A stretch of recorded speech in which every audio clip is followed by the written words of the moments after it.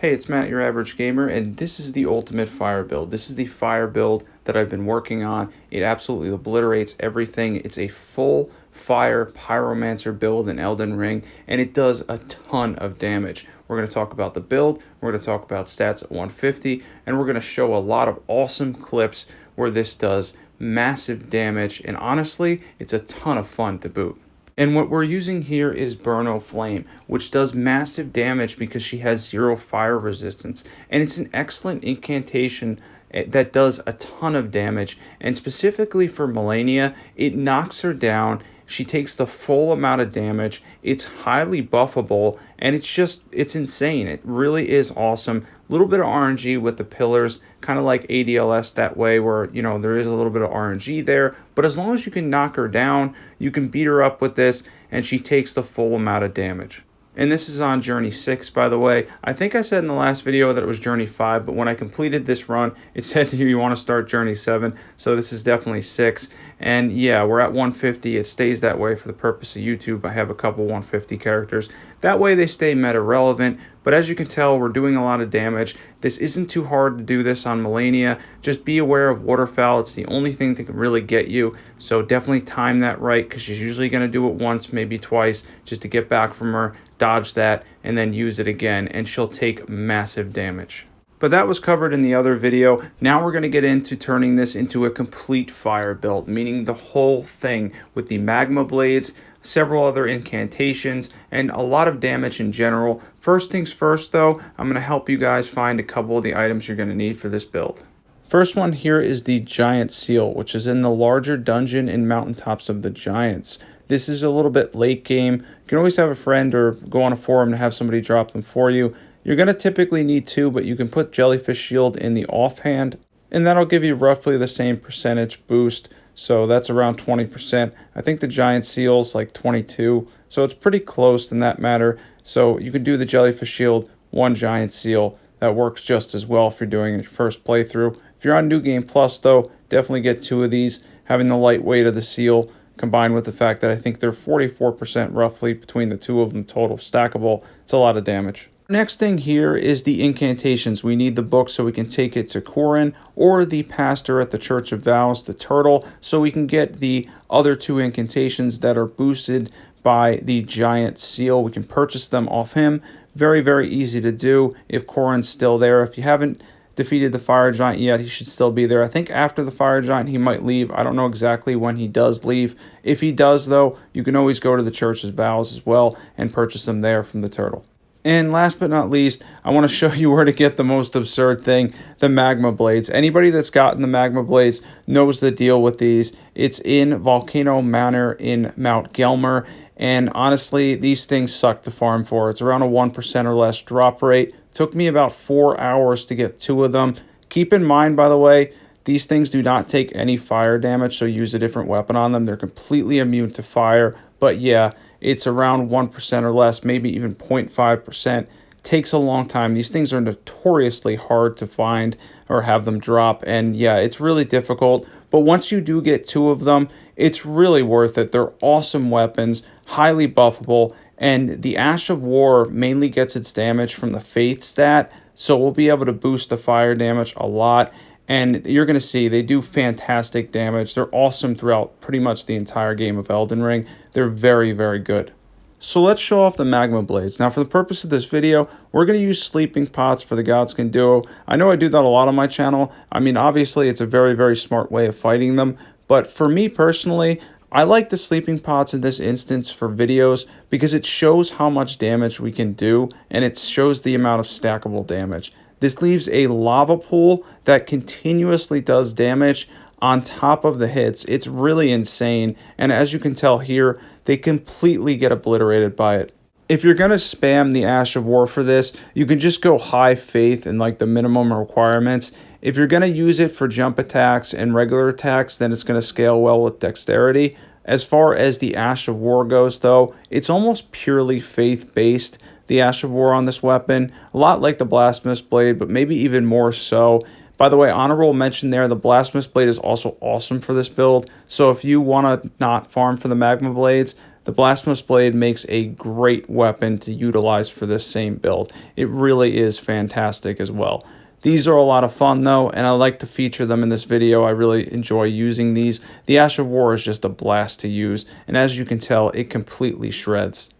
One thing real quick before we go over build, stats, equipment, everything in detail. If you're not subbed to this channel, definitely hit the subscribe button if you love overpowered PvE builds or you love Eldenring or From Software games in general. I do a ton of crazy builds. By the way, this is interchangeable with the build I'm going to show you in a second in a quick clip in this video. I'm going to leave that build, that's going to be the lightning build, in the description below, along with a build on how to level up very quickly. Another build that I did recently, or a video rather, that's doing really well. It's going to help you level up really fast. So definitely check those two out, and you can interchange the lightning build with this as well, which is awesome because we're going purely faith.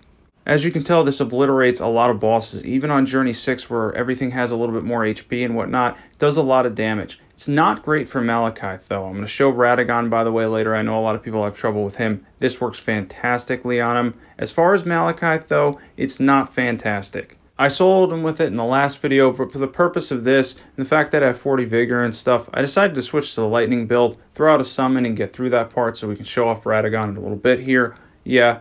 Got obliterated by the lightning. Always works fantastically on him, and that was very easy to say the least. Another thing we can use here is Giant's Flame Take Thee, one of the incantations that we got that's boosted by the Giant Seals, the dual wielded ones, and it does a lot of damage. It's boosted by the Godfrey Icon too because it's charged. Use Golden Vow, Flame Grant Me Strength, Fire Tear, you can even proc the Black Dumpling for 10% additional damage when you go mad. You can take that off and keep that boost as well.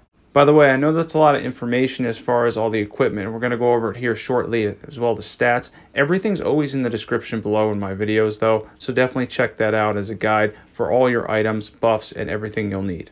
So a lot of people, especially when they're new at the game, are a little hesitant when it comes to Radagon. Don't be. Run up, hit him like crazy. He has 0 fire resistance, much like Melania. You can use the flame pillars on him too. But the magma blades absolutely destroy him. I wanted to show it here. I didn't go out of my way to like poison proc or do anything crazy, but we did a lot of damage to him, and he absolutely got obliterated by it, taking the full amount of damage from the magma blades Ash of War.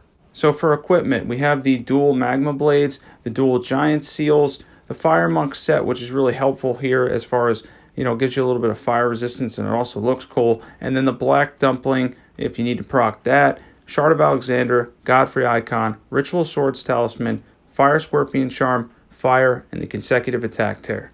As far as stats at 150, if you look at that, we're going high faith. As you can tell, this is a very faith-based build, so just put a lot of points into faith. If you need more vigor, you can go back down to 80 faith, maybe work your way around to get 50 vigor. As far as that goes, at least hard cap faith at 80 though, so we can get the most from the Ash of War's damage, as well as from the incantations we're using with the dual giant seals.